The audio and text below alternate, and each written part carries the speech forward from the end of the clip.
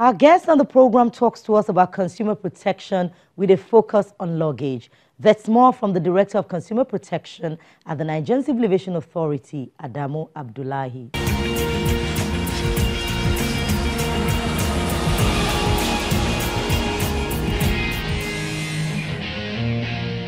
Such as issue of don't keep your bag unattended to, it may be carried away and destroyed.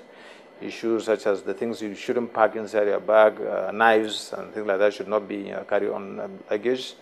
Good advice such as if you are carrying gold, you are carrying Rolex watches, you are carrying expensive items or something that are dear to you, make sure you keep them in your own hand carry-on baggage rather than check them in, because at check-in anything can happen.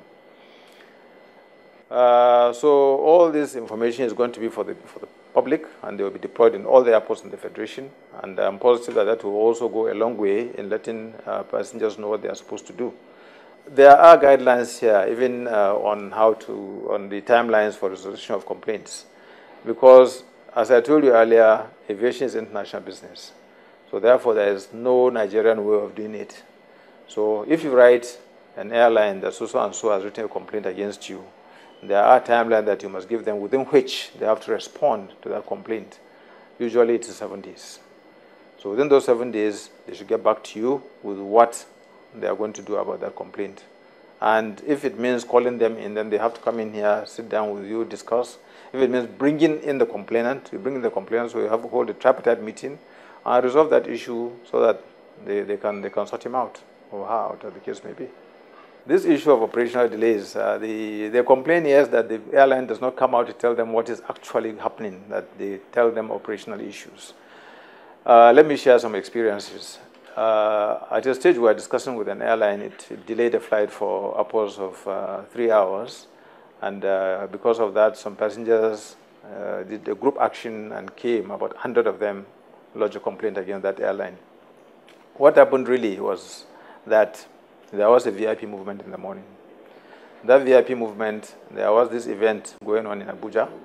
So therefore, whenever there is a head of state, not just our own head of state coming into land or take off, there is normally what we call VIP movement, airspace is closed.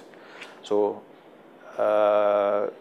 heads of governments and states were coming in regularly at that time. So therefore, there was a lot of closure of the airspace.